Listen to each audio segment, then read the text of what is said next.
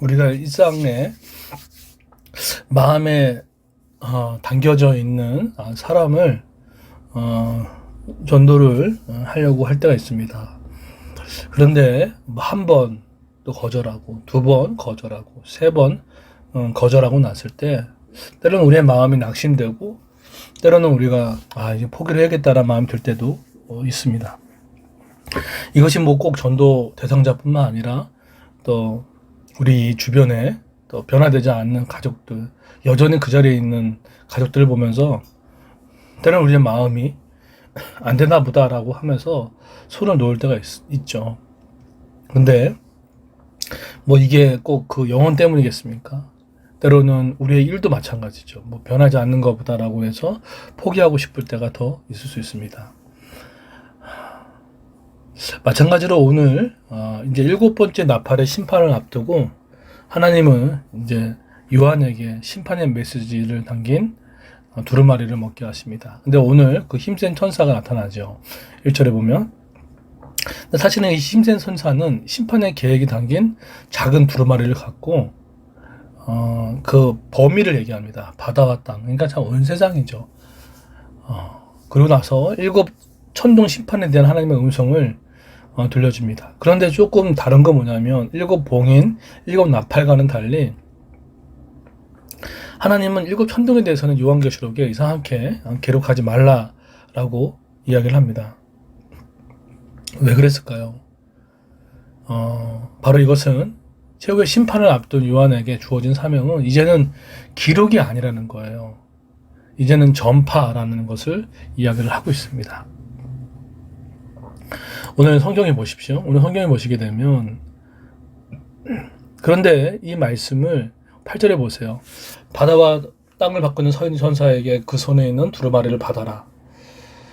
나는 천사에게 가서 그 작은 두루마리를 달라고 하였습니다. 천사는 내게 이것을 받아 먹어라. 배에 들어가면 쓰겠지만 내 입에선 꿀처럼 달 것이다.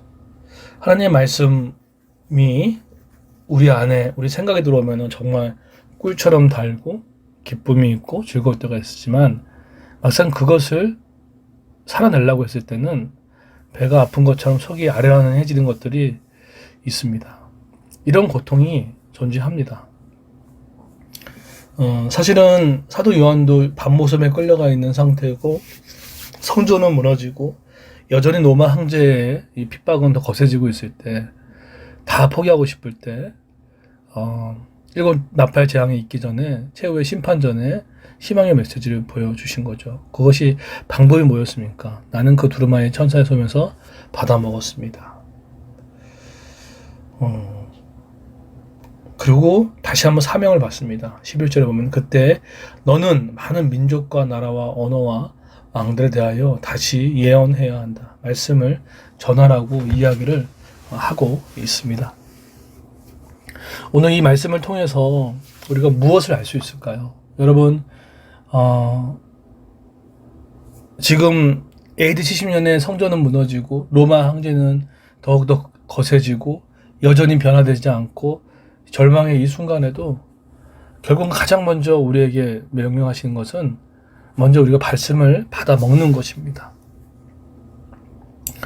저는 다시 한번 우리가 말씀 읽기에 성경 통독에 힘썼으면 좋겠어요. 저도 요즘에 최근에 많게는 5장, 적게는 3장씩 꾸준히 쭉쭉 읽어 나가고 있는데 정말 달더라고요. 근데 그러면서도 이 말씀을 실천하는 데 오는 부대끼는 것들은 있지만 그래도 다시 한번 마음을 붙잡게 되고요. 다시 한번 마음 가운데 이 주일날 이 예배 말씀을 더 신경 써야겠구나. 또 주일날 가정교회 모임할 때 지기들의 말씀을 물려주는 일에 더 힘써야겠다는 그 생각들을 다시 많이 말씀을 많이 해주시더라고요.